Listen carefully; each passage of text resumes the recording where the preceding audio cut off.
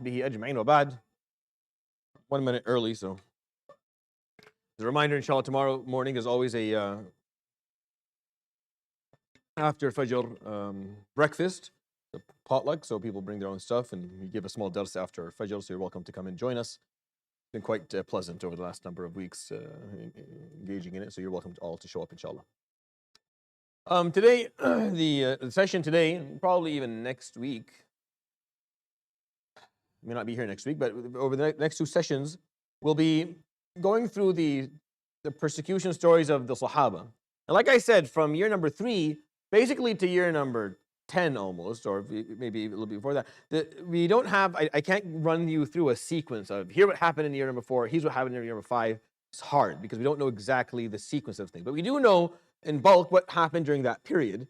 So I can tell you those stories, but you may go through, if you go, depending on the collection, you may find one story be before the other, not exactly the same sequence that I'm telling you, just because scholars don't know for sure what the sequence is.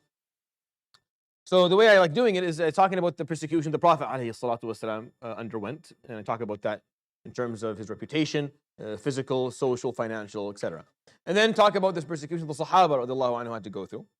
And then we kind of point out specific things that happened because of persecution. And then maybe move on to obviously some of the events that happened afterwards. So today we'll go through some of the stories of the Sahaba. And I think last week I started by telling the story of Bilal ibn Rabah al-Habashi radiallahu anhu wardah, the great Sahabi. Bilal radiallahu anhu was taken from Abyssinia, modern day Ethiopia, as far as we can tell. And he was brought with his mother and his brother and maybe his sister, we're unsure. But they were brought and they were enslaved in Mecca for a long time. And Bilal radiallahu anhu was the eldest of his siblings, and he took care of them. And he accepted Islam with the Prophet ﷺ early on. He was very close to Sayyidina Abu Bakr as-Siddiq radiallahu anhu. Sayyidina Abu Bakr loved him and knew him beforehand. And so did the Prophet ﷺ. So he went and spoke to him early on, and Bilal accepted Islam in the first couple of days. And because of that, he was persecuted pretty roughly by the person who owned him, by the name of Umayyah ibn Khalaf. And there's a story that will kind of become a little more clear later on when we talk about the Battle of Badr. But Umayyah ibn Khalaf, because he was one of the leaders of Quraysh, he felt it was a problem for his own dignity that Bilal had accepted Islam openly. So he felt embarrassed because of that. So he would basically torture Bilal, and they'd put a boulder on his chest as they lay him down, and he tied up on the desert sand, and they would lash him and stuff like that. And Sayyidina Bilal radiallahu anhu would only say ahadun ahad. The only words he would utter are those words. And every time they tried to get him to say something else and tell him, if you just say another word, we'll let you go. And he would say, "Lisani la yuhsinuhu." Sorry, my accent is too heavy. I don't know how to say these words. I can only say ahad. He kept on saying that, and he obviously lived through it. And Abu Bakr radiallahu anhu eventually went and he bought him out of slavery. This was a number of years later, but he eventually did that for him radiallahu anhu wardah. And the story for that is that Abu Bakr as-Siddiq radiallahu anhu, when he had enough money, he went to Umayyah ibn Khalaf and he said, I want to buy Bilal out of slavery. So Umayyah said he's not for sale. So Sayyidina Abu Bakr as-Siddiq, he offered a large number. I think, now the narrations are different, so I'll just give a hypothetical one and then you can. So he said, I'll offer you 1,000 dinar, which is a lot of money for Bilal. So Umayyah laughed. He said, I'll take it. I would have sold him to you for 100. So Abu Bakr laughed. He said, I would have bought him from you for 100,000. So he bought him out of slavery and he a'taqahu, meaning he freed him. So the Sahaba would say, Sayyiduna a'taqa Sayyidana. One of our masters freed one of our other masters. Radiallahu anhu. Warda Sayyidina Bilal al-Habashi. Sayyidina Zubayr ibn al-Awwam, which is a very well-known character as well within Islamic history, one of the Ashra Mubashirin fil Jannah as well. These are reasons why these people had all this status. Sayyidina Bilal is one of the few people where the Prophet ﷺ told him, in the night of Mi'raj, when I entered Jannah briefly, I heard the rustle of your feet. Like I know where your place is in Jannah. Sayyidina Bilal radiallahu anhu. And Sayyidina Zubayr is later one of the Ashra, one of the 10 that are Mubashirin fil Jannah. These people were granted this status because of what occurred, because of what they had to go through. And I mean, before I talk about Sayyidina Zubayr, I think maybe it's take a moment about Sayyidina Bilal. Sayyidina Bilal it comes from very, very modest, very, very modest backgrounds, simple means, radiallahu anhu. He didn't have a lot of wealth. He didn't have any status. He was not highly educated, radiallahu anhu. He was someone who came from you can't even say the lower middle class, because he's probably under that for the majority of his life, radiallahu anhu. And the piece that I think is interesting or beautiful is that he still was able to carry a message, to have a purpose, to live for a cause. It's not that aspect, or that perspective, that outlook, is not something that is specific for people who have wealth or have status or have education. Even if you don't have any of those things, you can still live your life for a specific cause, or to aspire to a great goal, or to great achievements. Your background and what where you come from and what you're able to do in your life doesn't dictate how far you can you can dream, and what your ambitions can look like. Sayyidina Bilal could have easily just said, what can I possibly do in this whole story? Who am I? Who am I in all of this? If some of the great nobles of Mecca who are accepting Islam are being mistreated, and what is my worth in this whole story? But he didn't feel that way. Now there's two pieces of this. Number one, the Prophet ﷺ made sure he didn't feel that way. His narrative ﷺ was that it doesn't matter. I don't care where you come from. I don't care how much money you have, or whether you're a slave, or whether you're free, or whether none of that matters to me. If you believe in what I'm talking about, if you understand it and you're willing to carry it, then you're equal to all of us, and you're a part of us, and you're one of us, and we will defend you and love you just like we defend any other member of the Muslim Ummah. And that gave Bilal a sense of meaning and a sense of belonging. It's an important thing for Sayyidina Bilal. Someone who was ripped out of his country and enslaved for the majority of his youth, finally found a spot for himself in the world, where he wasn't looked at as the African person, or the slave, or the poor one, or the uneducated. He wasn't labeled based on something he couldn't control. He was seen as a Muslim, equal to all of the other Muslims. He was sitting there with Uthman ibn Affan and Abu Bakr al-Siddiq, and these are people who have great lineages, who are very wealthy, who have strong tribes that support them. When you talk about the stories of persecution, I don't have a lot of stories of Sayyidina Abu Bakr aside from the one I told you last week. I don't have a lot of stories about Sayyidina Uthman. These people were, they accepted Islam and it was frowned upon, but they were very, very well supported by their tribes. They were people of nobility, so they got a free pass. But Sayyidina Bilal didn't, but he found his spot. I find that to be extremely beautiful, that he was willing to go through. Can you even imagine when I talk about what they did to him? Can you even imagine what that means? Have you ever seen that happen? But how does that even work? You're being strapped down on the scorching desert sand in the middle with a boulder on your chest, being lashed, why? Is life not bad enough for Sayyidina Bilal? Has he not been through enough? Could he not tell himself, I've already been through enough? Let someone else sacrifice. I'll hide my Islam until things get better. But he didn't. He went public. This is the piece. He could have easily hid it. Many others did. Many others hid their Islam for a long time and only went public once they were able to perform hijrah, or when the Prophet ﷺ had strength and they went to him. But he didn't.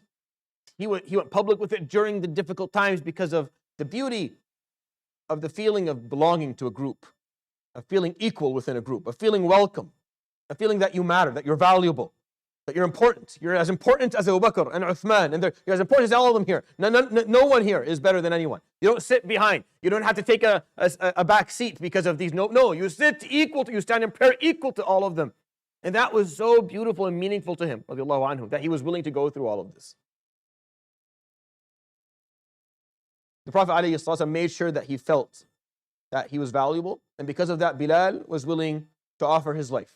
And because of that, Bilal was able to aspire to something great and dream of prosperity and dream of an ambition that most people would be scared to dream of, even though he had very little means to achieve them, even though it was very unlikely that Sayyidina Bilal would make it that far. But he dreamt big, and he carried the cause, and he felt ownership over this message of Islam and spreading it and maintaining it and protecting it. That's a beautiful thing. Honestly, there's no hope of anything changing within our status as a nation, as an ummah, until Muslims start to feel ownership over their deen. The deen, it belongs to Allah subhanahu wa ta'ala, obviously. There's no questioning that point. But ownership as in you feel that this is something you're responsible for, not secondarily or tertiarily. No, primarily responsible for the outcome that will occur later on. That is what it means to be Muslim. Anything short of that is really not Islam, at least not yet. It's not true Islam. You could say I accepted it. The Arab said that. قالت الأعراب آمنا. They said, the Bedouins said, oh, we have achieved Iman. قل لم تؤمنوا. Say, no, you haven't. ولكن قولوا أسلمنا. Say, we entered Islam.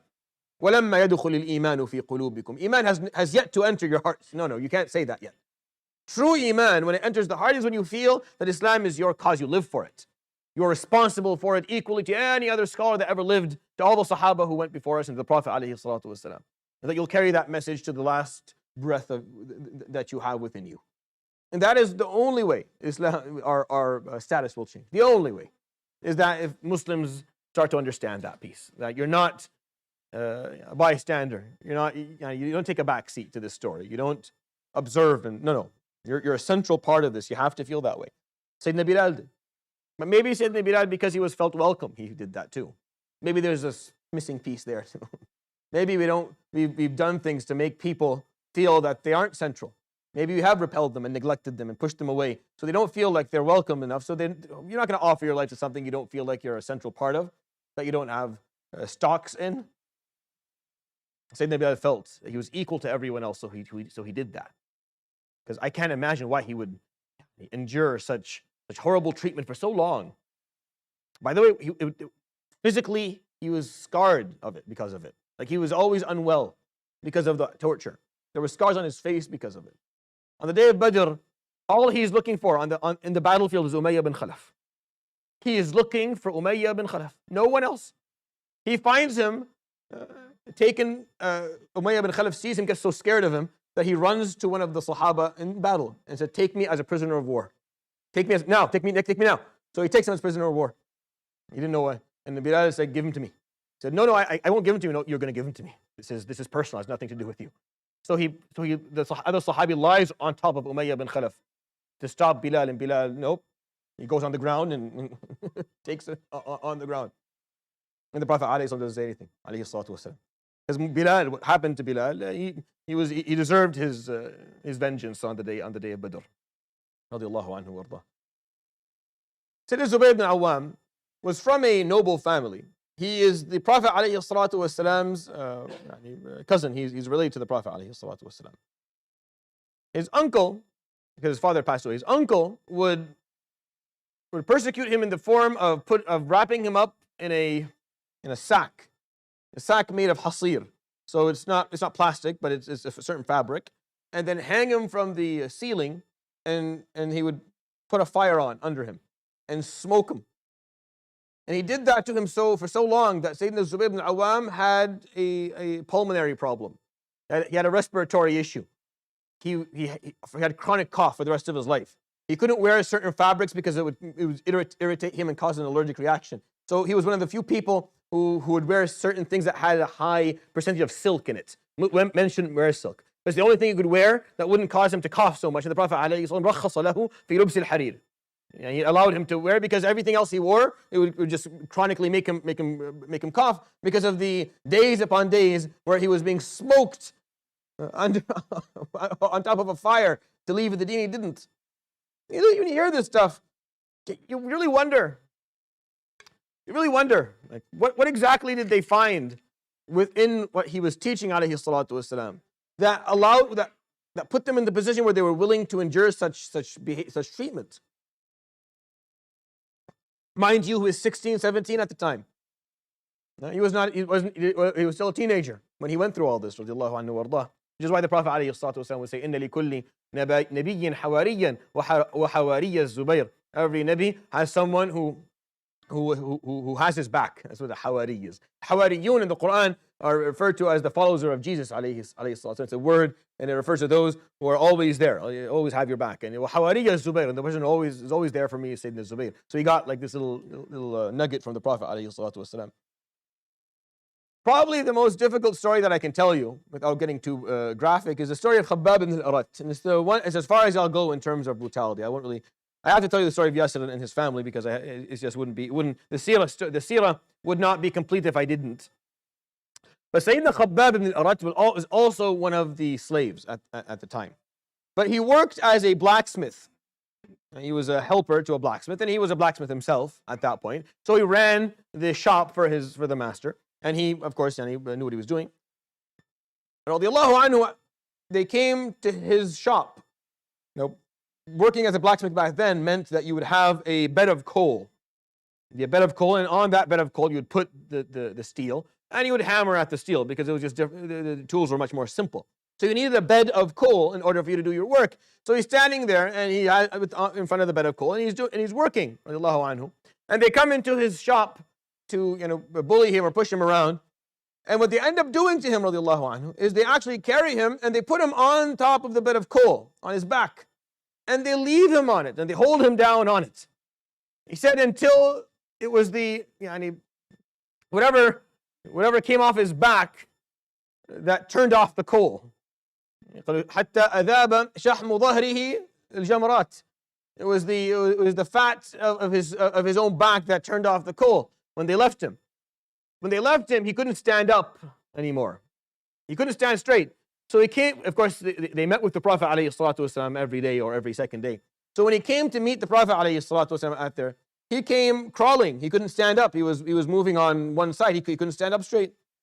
So the Sahaba, of course, knew the story, and they watched him coming in, and they're all in tears because it was very hard. These things are very traumatic and very brutal, and they're horrible experiences. So he's coming in, he's crawling, he's coming to the Prophet ﷺ, and everyone's in tears. And the Prophet ﷺ is consoling him, and he says, "Ya Rasulullah, ila mata?" He said, "Until when?" That's what he said. That's exactly what he said. Those are the words. Now,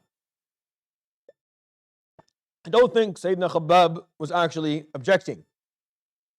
I don't think he was objecting to anything. But the Prophet ﷺ took it as such, to teach a lesson. He said, until when? Like, how long do we have to endure this? Is basically the question. إِلَى مَتَى نَحْنُ هَكَذَا. That will continue to be treated this way. So the Prophet ﷺ, who was consoling him, and is usually someone who continues to do that, actually changed character for a moment. It's a very interesting story.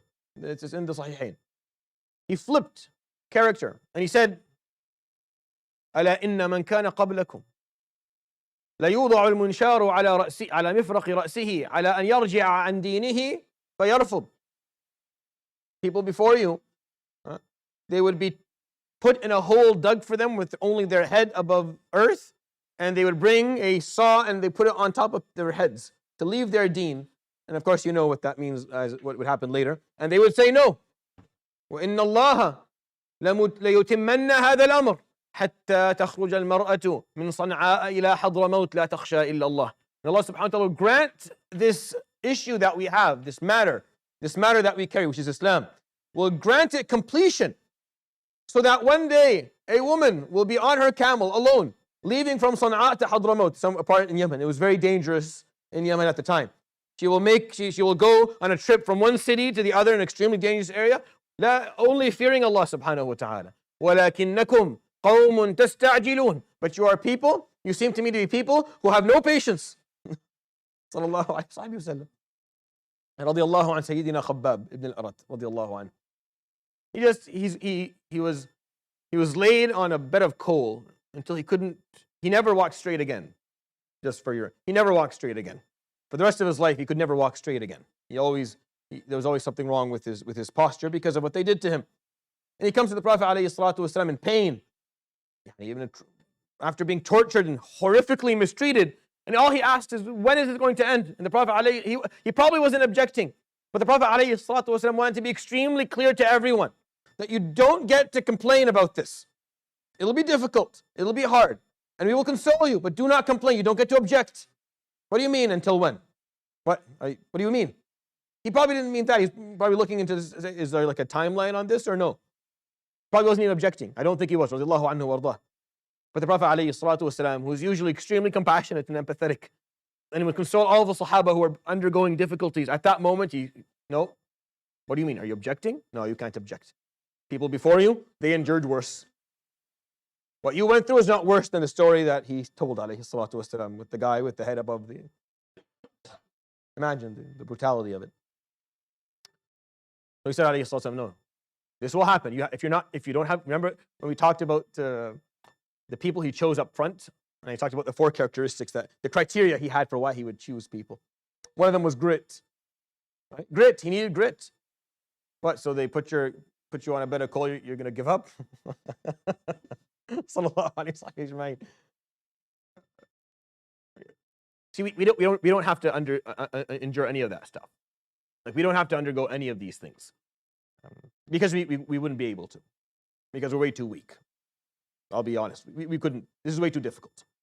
Their test, radiallahu anhum, was just very, it was physical, and it was very difficult for them. It's actually more difficult than anything else. If you think the difficulties that you have as a Muslim here in the West, in terms of peer pressure, how people see you because you dress in a certain way, or you have something on your head, or the way that you think that's hard, it's not harder than this.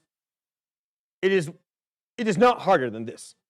What he had to go through, Sayyidina Khabbab, is much more difficult than what I'm talking about, what we have to go through. I don't know if we would be able to do it. I don't think, inshallah, but I don't think so. I think it was way too heavy. But the Prophet ﷺ was not willing to entertain objection. Even for someone who, I would have thought that you would give him cut him some slack. Let one slide. He literally he's coming off Allah, I know what his back looks like. Allah, I know how he could never walk again properly. Let one slide. No, do not object. The story is going to be difficult. If you've accepted La ilaha illallah Muhammad Rasulullah, then prepare yourself to what comes next. You carry a message of truth and righteousness, and that means it's going to be challenging. It's going to be hard. And you're going to run into obstacles, and you have to have grit. So he wasn't willing to entertain that, alayhi salatu wasalam. I just find it very fascinating, because all the other examples you have of the Prophet alayhi salatu wasalam running into someone who was mistreated, he's always that father figure who will protect them to the best of his ability and take care of them and give them. But when Khabbab came, feeling that maybe because of what he went through, he was owed a little bit of a complaint, If you're mistreated bad enough, you can complain. So he felt maybe I've earned the right to maybe give a complaint. No. He said no. Immediately cut him. No. Do not. وَلَكِنَّكُمْ قَوْمٌ تَسْتَعْجِلُونَ, he told him. You are people who you have no تَسْتَعْجِلُونَ, you're in a hurry. You have no patience. It'll happen. Because this happened to you, you think, we have to understand that as well.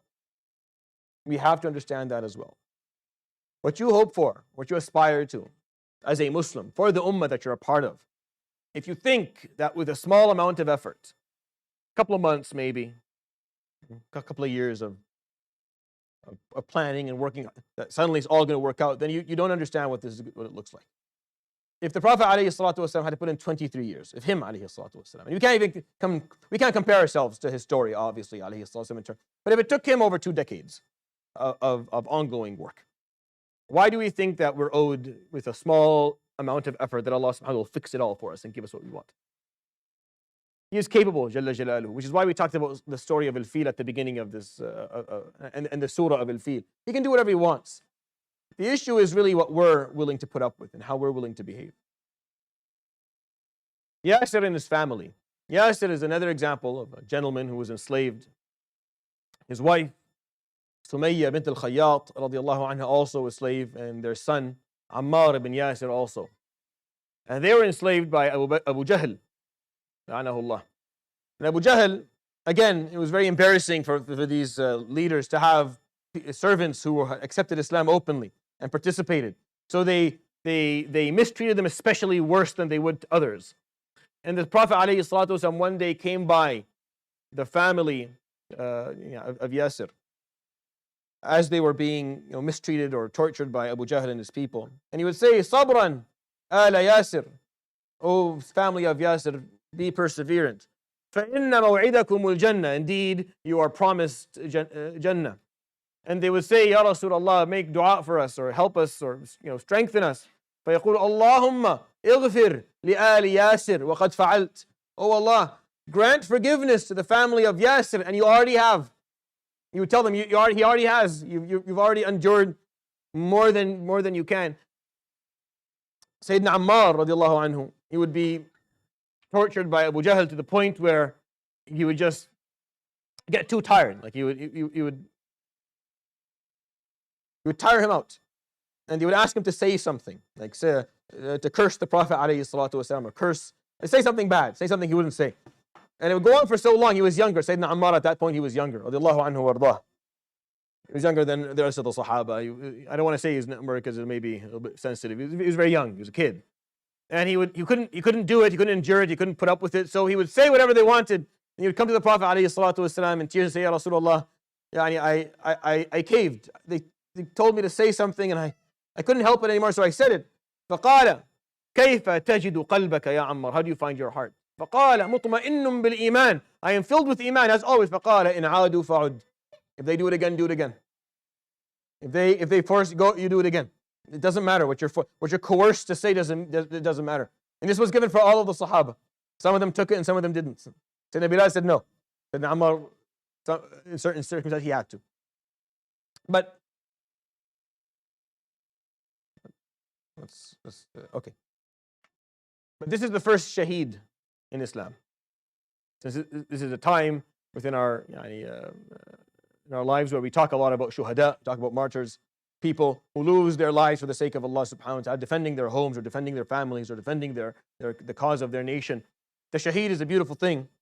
The concept of shahada is beautiful in our deen. A martyr, someone who dies for the sake of Allah subhanahu wa ta'ala, dies for the sake of righteousness, even if it's just defending himself or defending his family or defending his loved ones or defending his home. All that is shahada, it's martyrism. And martyrism is a part of the Islamic story from the beginning. We don't celebrate death. We never have. As Muslims, you don't celebrate death. You don't look forward to it. You don't ask for it. Very rarely is that acceptable. Very, very rarely is it acceptable for you to ask for it. You can ask for the status of shahada, of martyrism. We don't ask for death. You don't look forward to it. You don't celebrate death for sure. But so that we tell the story appropriately, the first martyr within Islamic history was the mother of Ammar ibn Yasir, Sayyida Sumayya bint al-Khayyat radiallahu anha, a very thin, poor slave lady who lived all of her life taking care of her family. And she was killed by Abu Jahl, la'anahullah, because no matter what he did, no matter how hard he tried, he could get Ammar to break every once in a while. Ammar would say something and leave. Yasir, but he couldn't get her to break. He couldn't break her. When you think about it, physically it seems he's stronger. He has the upper hand, but he doesn't. He couldn't break her. He could not get her to do the thing he wanted her to do. So he got frustrated and he finally killed her. And she was the first person ever to lose their life for the sake of Allah subhanahu wa ta'ala. Their deen was Sayyida Sumayya bint al-Khayyat radiallahu anha, a lady. First Muslim after the Prophet alayhi salatu, the first Muslim, Sayyida Khadija, a lady. And the first martyr is also Sumayya bint a lady. And you can't hide or shy away from the symbolism in these stories. Like you can't help but notice that there is a reason why Allah subhanahu wa ta'ala qaddar and destined this to be the story. Because easily it could have been someone else who died first, and she died later and became still a martyr, a great person. But no, she was going to be the first person to ever lose their life for the sake of Allah subhanahu wa ta'ala. Sayyida Sumayya bint al-Khayyat radiallahu anha. Sayyidina Sa'd ibn Abi Waqqas. Sa'd, the great, the known Sahabi, one of the Ashram Mubashirin of Jannah as well. His mother, because he was from a noble family, they couldn't necessarily torture him. But what she did, this is a different type of thing. She told him that if you don't leave Islam, then I will starve myself to death. حتى تقول العرب عنك أنك قاتل أمك. So that you can walk around amongst the Arab as they say, the one who killed his mother. So that you're a Muslim, but you will carry the shame of my death for the rest of your life. And of course, this is a bigger deal than you probably even understand. Back then, this is a big problem for him. So he went to the Prophet ﷺ asking, what do I do? فقال اصبر وأحسن إليها. Be patient and be perseverant and be kind to her. فإنها إن جاعت أكلت. Once she gets hungry enough, she'll eat. Don't worry. And Allah subhanahu wa ta'ala وصينا الإنسان, right? بوالديه إحسانا حملته أمه كرها ووضعته كرها. And وصينا الإنسان بوالديه حسنا وإن جاهداك على أن تشرك بي ما ليس لك به علم فلا تطعهما وصاحبهما في الدنيا معروفا. And we gave the human being the decree of treating their parents with excellence, ihsan, and with the best of their behavior, the best they've got. And if they strive against you being a Muslim, like they're trying to get you to leave your deen, they're striving, they're doing jihad against you for you to lose your faith, yeah? Then do not obey them. وَصَاحِبُهُمَا فِي الدُّنْيَا مَعْرُوفًا. But continue to be their companion throughout this life with the best of your ethics and behavior. If your parent is striving against you being Muslim, like they want to lead you down a path that will end in Jahannam, which is the worst thing possible. Like they want you to go to Jahannam, and you're trying to stay on the track to go to Jannah, but they want to force you into Jahannam. Then only regarding that one thing, don't listen, continue to be Muslim, but be their companion, صاحبهما, be their companion in this life, ma'rufa, with the best of your behavior, with the best thing you've got. These are the ethics of treating our parents within the deen. That's what Sayyidina Sa'd ibn Abi Waqqas did. Every day, he would come to his mother, and he would bring her food, and he would sit as she cursed him and yelled at him and threw the tray out, and every day he came back and did the same thing, until she finally ate. Until she ate. And he never, this piece is important. I have to say this, I feel like sometimes I want to turn off the recording for this one, just in case others are listening to us. Look, the way the Western world has defined parenthood and the relationship between parents and children is wrong, right? It's completely wrong. It's completely unacceptable. There is somewhere within this relationship the right for a child to be rude or disrespectful towards their parents. And I'm telling you, it is 100% wrong. It's wrong even if he weren't Muslim. If he were to take Islam and put it aside, walk out of the masjid and speak with no godliness involved at all, it is wrong. It doesn't make any sense. If you understand basic philosophy and basic ethicality, if you just understand what those two words mean from an agnostic perspective, I'm not talking about religion altogether, just talking about the basics. Those who were responsible for you to have life and took care of you during the time where you were extremely vulnerable and you had no ability to protect yourself, you had no way to actually care for yourself until you were strong enough to do so, are the people whom you owe the most within your life, whether you like it or not, whether you like them or not. And that's the end of the story. This does not mean parents can abuse their children, not when they're really young, nor when they're older. And I do draw the line very clearly.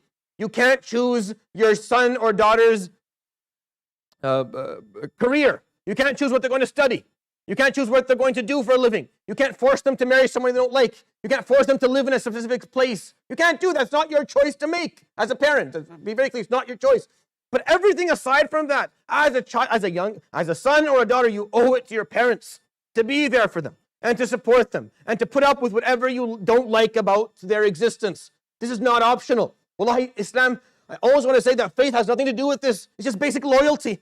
If you don't have that loyalty, then there's no way the world can't function. If the people who as I say in the Arabic proverb, لحم اكتافك من خيرهم, like the only reason that you are here is because they made sure you made it this far. Is that they basically put their life on hold to make sure you're here. Because if they don't deserve your best companionship in life, then who does? Imagine the lack of loyalty, lack of basic decency. Turning your back on those who took care of you every step of the way when you had no other way to take care of yourself. And then when you're old enough to actually do something good for them, you become the thorn in their side. You become the person who makes their life more difficult. Islam came and said, اعبدوا الله لا تشركوا به شيئا وبالوالدين إحسانا. The way we have it in Islam is you say, La ilaha illallah, then take care of your parents. That's we have it, the way we have it in our deen. But I honestly think that even if you're not very religious, this works for you too. And the way we've built it here, the way they behave here in the West, learn from them other stuff. Learn from them standing in line and waiting for your turn and holding the door and stuff like that. These are nice stuff. Learn that from them. Don't learn from them how they treat their parents, because it's horrible. I sometimes, I'm in situations and I hear someone speaking to their parent in a certain way and I cringe. Well, I cringe on the inside. I feel like what is this? There's something fundamentally wrong here. I want to slam this person to the wall. What are you doing? You don't like your child, your parent, that's fine. You do not speak to them that way, ever. Especially not in front of others. Especially not when someone else can hear. Like if you have no decency to be respectful in the way you speak to them, but privately, then at least publicly you don't go ahead and do that. Wallahi, basic decency. But then Islam is very clear. وَبِالْوَالِدَيْنِ إِحْسَانًا, number two. Number two. Again, I do not accept abuse. There are parents who will ask for things that are unreasonable. And I'll call them out when they do. I have no problem with that. But then we have to balance this out with what Islam actually explained to us. If they are trying to take you to Jahannam, you have to be the best companion for them in their lives. Just don't lose your faith, that's all. Hold on to your Islam, but to cut them off or stop dealing with them, or they did this, or you don't know what they did. And neither do you, by the way. Oh, you don't know what my parents did. Yeah, neither do you. Do you remember? Month number 2. You remember what they did? Like month number 3, 4, 5, year number 1, year number 2, year number 3 or 4, year number 5 or 6. You remember that? No, you don't. So you don't either. I don't, but you don't either. So maybe we need to calm down a little bit when it comes to how we treat our parents. If you're lucky enough to have parents who, the better Muslim you become, the more they are proud of you and happy with you. You're very blessed. Very blessed. If the better Muslim you become, the more proud they are of you. The happier they are with you. The more they will give you because you're a better Muslim, then you're very, very blessed. Imagine Sayyidina Sa'ad had to work uphill. He was swimming against the tide. He accepted Islam despite his mother not wanting to. He wasn't the only one, by the way. Many other Sahaba did this. And I put that out because I think we have to be, even if there are problems within the family, we have to be careful. We have to be careful in how we speak of them and how we speak to them. How we follow what Allah subhanahu wa ta'ala teaches us subhanahu wa ta'ala in the Quran. Let's make this a little bit less gloomy. Year number 6. Right? You have Sayyidina Sa'd trying to get his mother to eat. You have Sayyidina Abdullah ibn Mas'ud is all patched up after being beaten by the Kuffar Quraysh. You have Sayyidina Khabbab who can't stand up straight. Bilal who can barely breathe. Zubayr who's developing respiratory problems. The Prophet ﷺ picking up garbage off his lawn after people pushing him around. Things weren't going very well. Things weren't what they wanted them to be. But then on year number 6, Allah subhanahu wa ta'ala threw them a lifeline. As He always does, Jalla Jalaluhu. He always throws you a lifeline here and there. Just make sure your eyes and ears are open so you can see it when it comes. Threw them a lifeline. And we have 2 beautiful stories that I'll share with you today. The Prophet ﷺ loved his uncle, Hamza ibn Abdul Muttalib. He loved him. Now Hamza is a character. He wasn't that old. He was actually, in some narrators saw that Hamza was a bit younger than the Prophet ﷺ. Actually not older, which is very common, by the way. It's very, very common. My father has uncles and aunts who are younger than him. Because people used to have children for a longer, they start young and have children for a longer period of time throughout their lives. So a lady would have a daughter, and the daughter would get married, and they're both pregnant at the same time, or when the daughter is pregnant, she has. So it's very, very common. So Sayyidina Muhammad ﷺ's uncle, Sayyidina Hamza, he loved him a lot. And Hamza was a character. He's one of those, cool guys.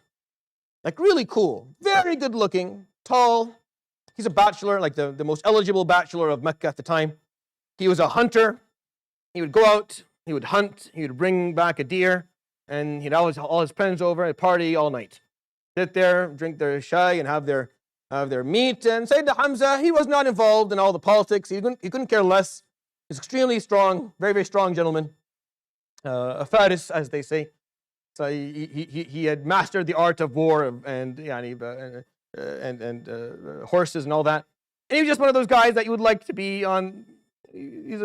People look up to. He's a role model. Really, just a very cool guy. But wasn't interested. Couldn't be interested in any of this stuff. The Prophet ﷺ bringing Islam and stuff, he's not for him. He's chill. He's way too chill for this stuff. He doesn't get into it. So he just didn't. Prophet ﷺ loved him. Would always try. He just wasn't interested. He would never force it on him. He never said it. He never did anything. Never harmed the Prophet ﷺ. He minded his own business. He did his hunting. He did his traveling and had his friends. It didn't really come.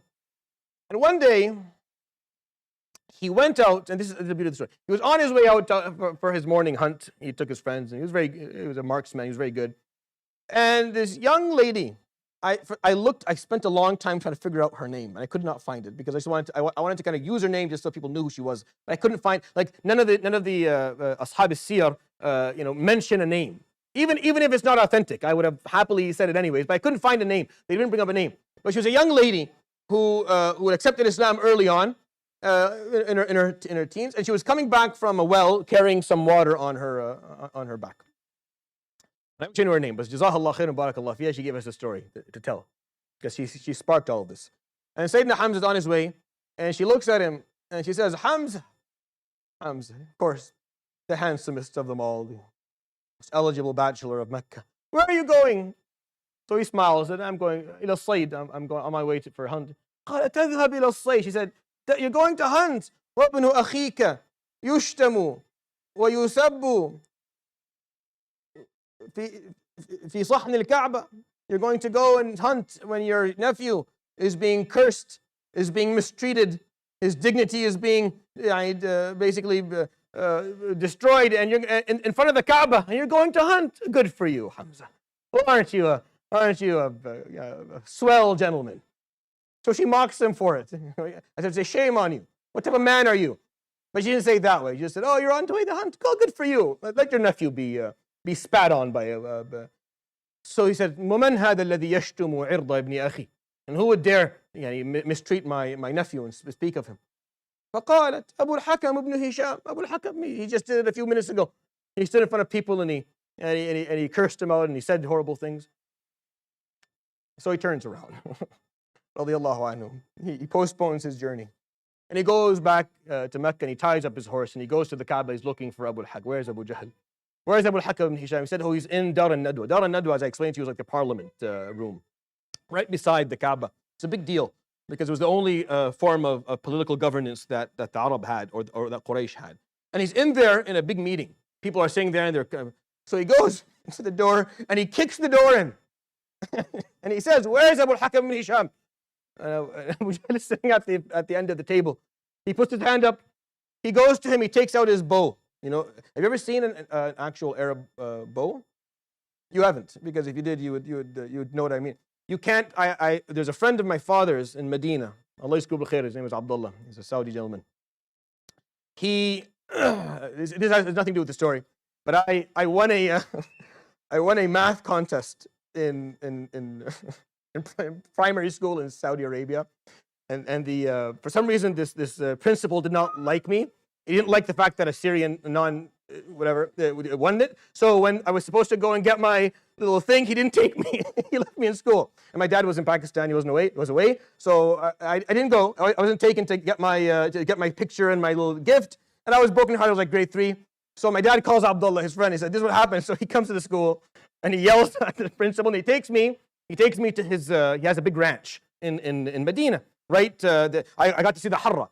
I'll talk to you about the Harra, where the Medina is basically from both the west and east. There's no army that can move because of the way of the black volcanic rock. So he showed me the Harra, and beyond it he had a ranch. And in the ranch he had all these very old, authentic Arabic stuff, and he had a sword, and he gave me a sword. It was still in Syria. But he showed me what a spear looked like, and a bow and arrow. Anyways, the bow is as tall as I was then. So the bow is almost 1.5 meters. That's how long. I was maybe 10 years old or 11 years old. I couldn't move it. He held the wooden part, and I could not pull this at all. I couldn't budge it. He himself, I asked him, can you show me? He couldn't do it. Like, he couldn't get it back enough to actually give it any power. So what he did was he got one of his workers, a Bedouin man. His name is Ali.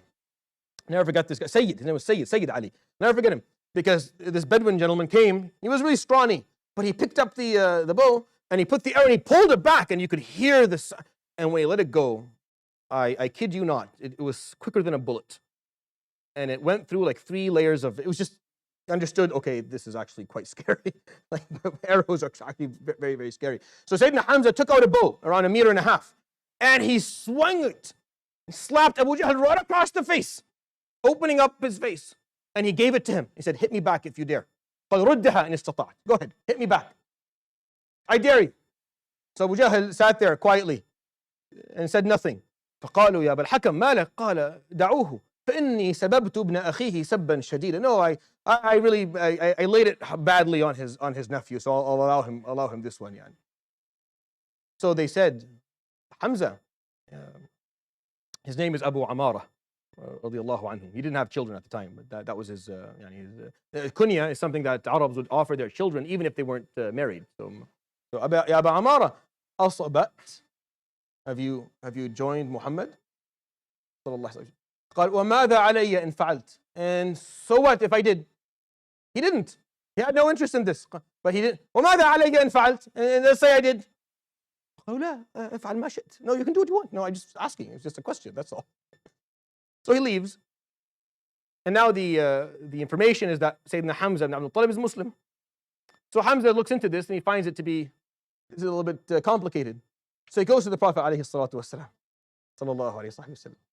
He says, يا ابن أخي والله إن هذا الأمر شديد علي. This is a difficult thing for me. Ali makhraj, can you get me out of this? I kind of did this. I wasn't really, I wasn't really thinking about it at the time. It's just they were like all against you, and I said, well, I'm with him, and if you say anything about him, and now when I think about it, it's a little bit complicated and difficult for me.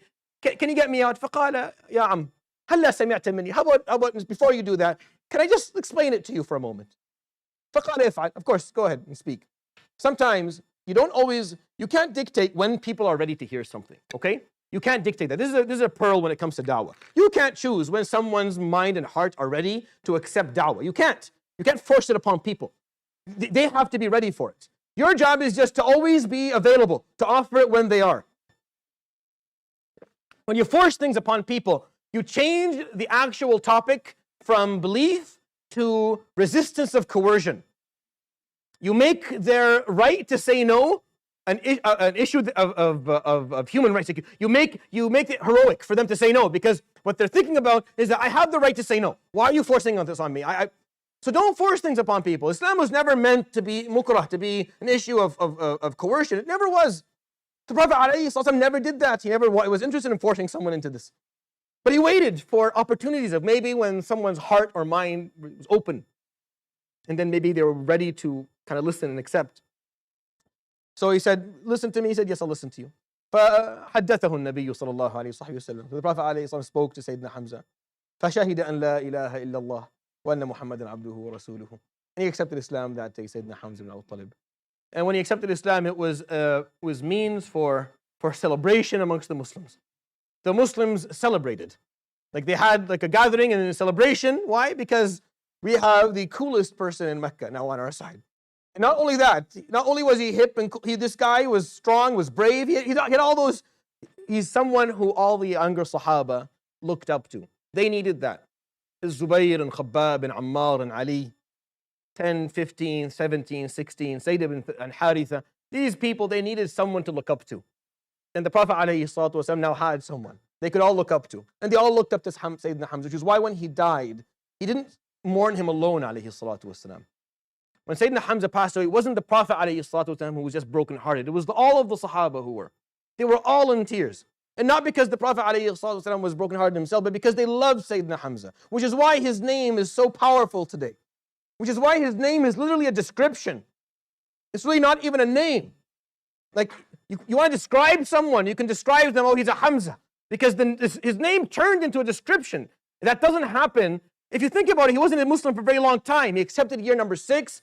He passes away year number 3, basically, of Hijrah. Altogether, it was less than a decade that he was Muslim. But the impact is not based on time. The impact is based on something completely different, which is why his name just lived on.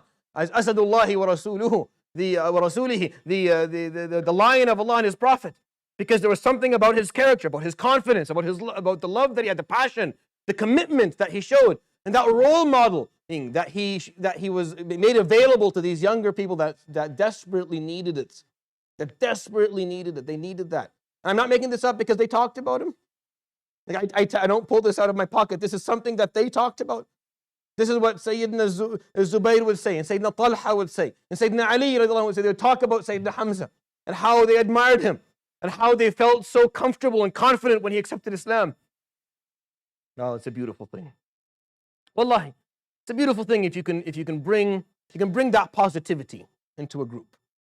If your presence can do that, if you can be there and change the morale just by your presence, and allow those who are feeling a little bit broken, their morale was down, by the way. Their morale was down. This is hard times, but this was a meaning for them to feel better as they sat there in pain, as Ibn Mas'ud sat bandaged up, and Khabbab not able to stand straight, and Bilal barely breathing. They felt strong because of the presence of Sayyidina Hamza ibn Abdul Muttalib.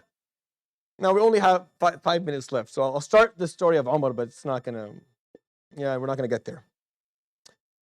Now Sayyidina Hamza's example of Islam is, I want to say, spontaneous. It was momentarily. It was just it's a moment of hamiyya, of this bravery, and then he kind of had to backtrack and accept it. Like that was his example. He never really cared, didn't really think about these things, but then in a moment he just felt that he wasn't okay with mistreatment, and he ended up finding himself Muslim, and of course it was very meaningful in the long run for him. Sayyidina Umar al-Khattab is a completely different type of story. They accepted Islam within a week of each other, right? Most likely Hamza was a bit earlier, but Umar al-Khattab was a different story. Umar al-Khattab tells us the story of how he accepted Islam because he was very different. He didn't like it up front, not at all. But there's something about his character that you'll find out why it became so important. Sayyidina Umar was an established gentleman. He was an ambassador of Quraysh. Quraysh he was a spokesperson for Quraysh. He would go and he would negotiate with other tribes, treaties and deals.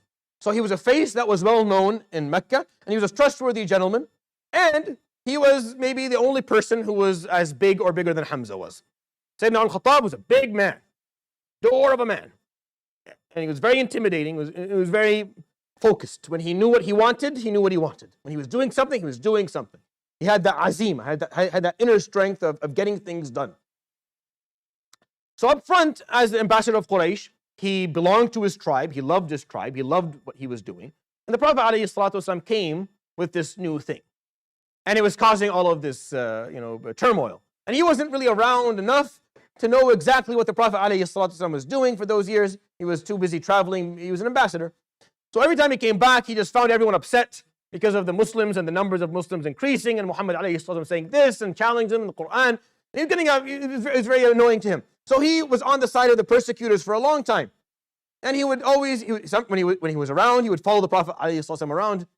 He would talk about this later on in his life, and he would hate whenever this was brought up by anybody, because it reminded him of a time he didn't want to think about, when he would follow around the Prophet ﷺ and tell people who were speaking to him to keep moving.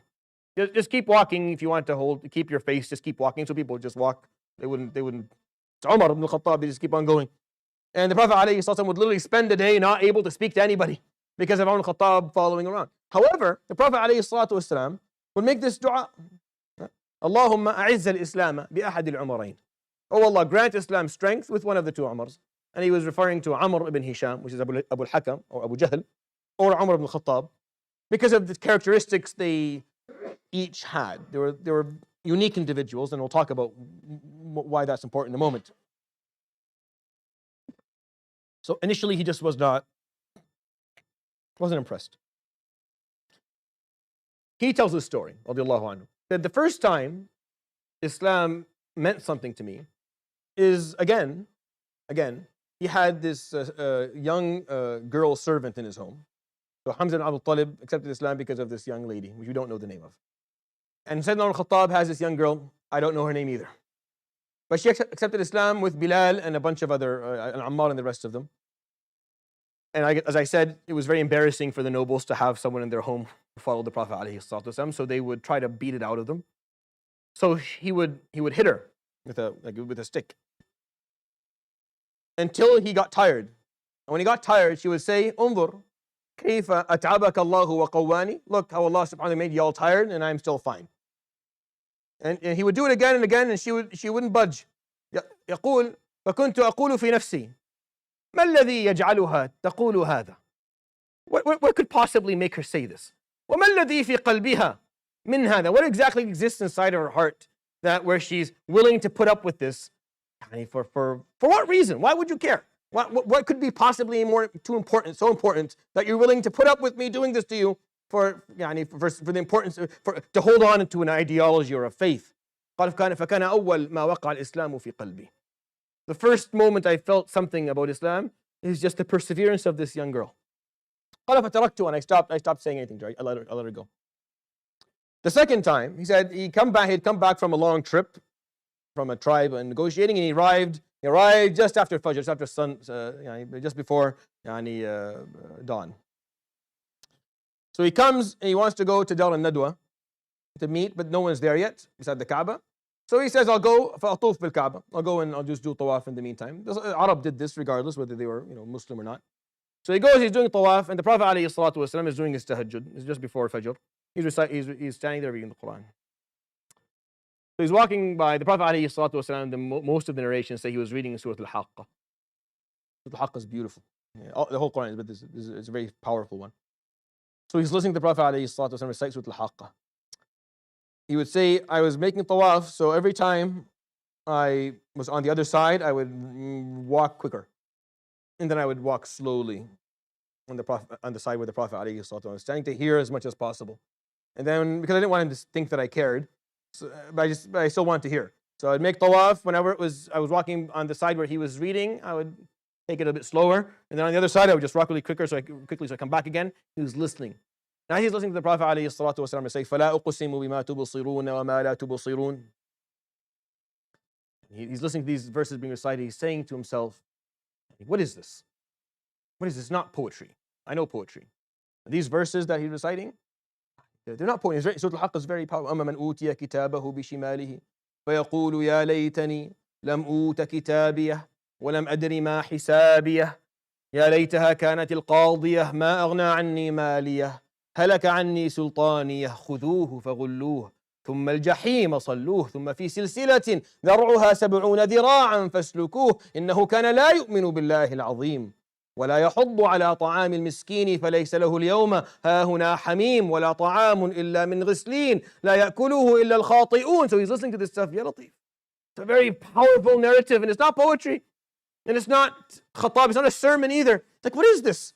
I don't know what this is. I can't characterize it in terms of what it is. So the Prophet ﷺ is reciting as the Prophet ﷺ is not, but it is Umar Khattab thinking to himself, what is this? And it was a time for the Prophet ﷺ to recite, إِنَّهُ لَقَوْلُ رَسُولٍ كَرِيمٍ. Indeed, they're the words of a great prophet. And he said, no, it's not. It's probably poetry. So the Prophet would recite, وَمَا هُوَ بِقَوْلِ شَاعِرٍ قَلِيلًا مَا تُؤْمِنُونَ. So Umar was like, oh, there must be sorcery, kahana. قال ولا بقول كاهن قليلا ما تذكرون. So he's like, then what is it? In his mind, تنزيل من رب العالمين. It is descended by the Lord of us. He's like, this is weird. So he leaves. This is very, very weird. So he's like, what is this guy listening to me speak? Think? Is he answering my thoughts? So he would walk away. The second time, Islam, he meant something to him. Okay, we'll stop with for the Kahoot, inshallah. Subhanakallah, bihamdik. La ilaha illa anta astaghfiruka wa atubu ilayk. Wa sallallahu wa sallam wa barak ala nabiyyina Muhammad wa sahbihi ajma'in. Please engage tomorrow in the breakfast potluck, inshallah, after Salat al-Fajr. And we'll see you then. Assalamu alaikum wa rahmatullahi wa barakatuh.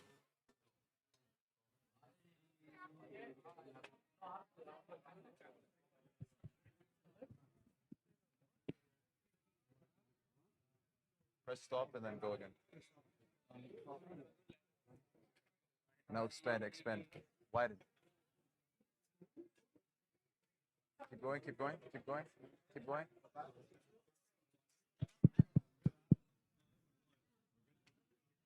عندك الصلاة والخضرة صح؟